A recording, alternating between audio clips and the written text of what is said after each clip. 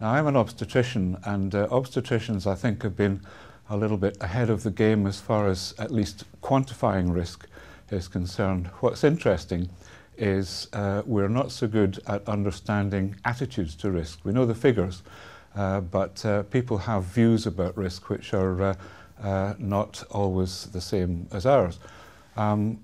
Historically, childbirth was a very, very risky business.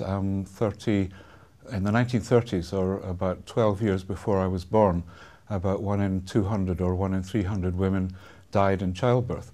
And that risk reduced hugely in my lifetime and just before it. And now the risk is 1 in 10,000. And that means that the public perception of how risky it is to have a baby for the mother and for the baby has changed. It used to be that people were delighted if everybody survived, particularly the mum. Now, if anything goes wrong, then the question is who's to blame. So if I'm looking at a risky situation or a potentially risky situation in obstetrics, then I'm thinking about the risk to the mother, thinking the risk to the baby, more importantly now, because the risk of something going wrong as far as the baby is concerned is about at least 10 times higher than of something going wrong for the mother in terms of fatal outcome. But I'm also thinking of the risk to myself, because if I allow something to happen or don't prevent some bad outcome, then I'm at risk of being sued or being blamed or being publicised, and even nowadays the police can get involved if a baby dies and people are looking for somebody to blame. So the risk to the baby we can quantify as about 1 in 1,000. If you start off in labour with a healthy baby, there's, in very general terms, about a 1 in 1,000 chance of losing the baby during labour. And people's attitude to a risk of 1 in 1,000 is fascinating. I would say in many situations, if I'm crossing the road or whatever, that's a risk I'm willing to take. In pregnancy, it is too high a risk for many of us, and we want to produce a risk of as near zero as possible. And people have actually done research on that. They've asked women, how much of a risk are you willing to take, supposing you were deciding where to have the baby or whether to avoid a caesarean section. And in general, in very, very general terms, women will accept a risk of less than 1 in 1,000. They'll put it at about 1 in 4,000 as risk they're willing to take. Once they're pregnant, the answer to that question goes way down. They're really so risk averse in most cases.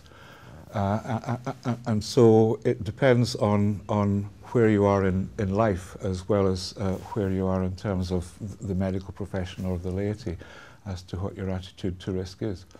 Now, we've become very good at measuring some risks, but not all risks. And when you get to risks as low as the ones we're dealing with today in obstetrics, then you have real difficulty in presenting the facts to a woman as to what is the risk if I decide to have my baby at home or in hospital. And that meant that women were getting conflicting views from different professionals because the measurement of the risk was so difficult.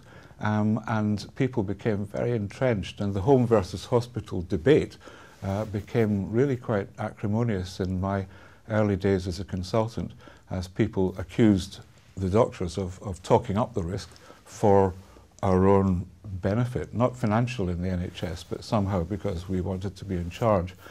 And if the woman went to some midwives for advice, then they would say, oh, it's quite safe, the risk has been exaggerated.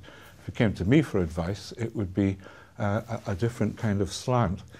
And that's not a cynical process if you have experienced something, a bad outcome, either as the mum or as the doctor, then your perception of the risk and your way of explaining it is definitely influenced by that outcome. I still remember 40 years later a baby that was lost under my care when I was in training, and I can still remember the monitor trace and the feeling of guilt that I had, and that experience kind of lives with you. You delivered lots and lots and lots of babies that were fine, but the experience of the bad outcome certainly alters your view of risk, whether you're the mum, obviously, but also the staff round about. So telling people what the risks are, we've finally sort of clarified where the difference in risk is. It's mainly to do with the first baby, but it was a very acrimonious debate because people were using